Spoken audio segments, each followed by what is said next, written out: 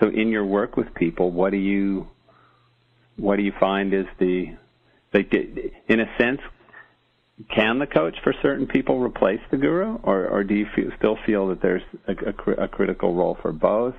I think that in some lives, some people are destined to a radical commitment to awakening that involves having to jump off the holy jumping off place and surrender themselves in submission. And I think that everybody I know, I'm almost, I'm in my late 50s now, and I got onto the path in a pretty intense way when I was still in my teens. So over those years, I've known a lot of people who've done decades of practice in different schools. It's been my experience that the people who found a teacher and submitted to that teacher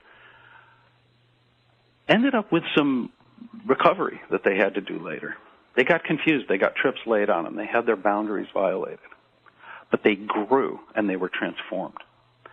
And the people who went into paths that were, you might say, clean, where the boundaries were never violated, really polished the form of their way of being in beautiful ways in many cases. But I don't think that the core of their egoity got challenged as deeply, and that the profound transformation was possible.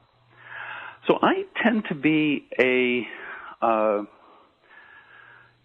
one of those who would validate and champion that there is a space for that guru relationship, and that it's necessary in some lives.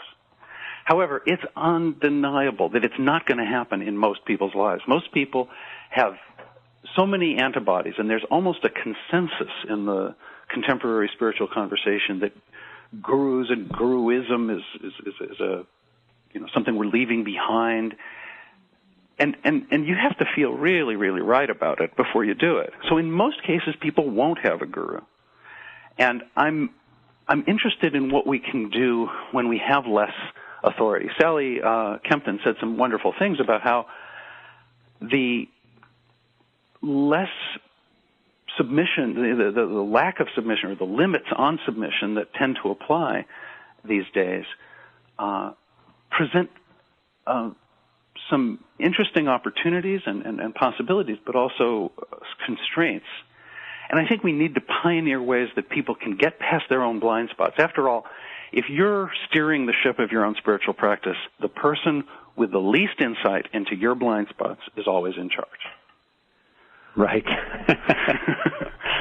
So, big problem. You really need something else in the mix. It's gotta come in. And a coach can provide a lot of that, but of course only to the degree that you give the coach, that you decide to engage, to respect and honor and let yourself be penetrated by that coach and let yourself go beyond what you can see for yourself. In some lives, I think the guru or that kind of submission is going to be necessary, and we shouldn't shrink from saying that. And yet, in most cases, that's not going to be the form that people's lives are taking. And I'm interested to serve them where they are. Great, Terry. Well, that's really illuminating.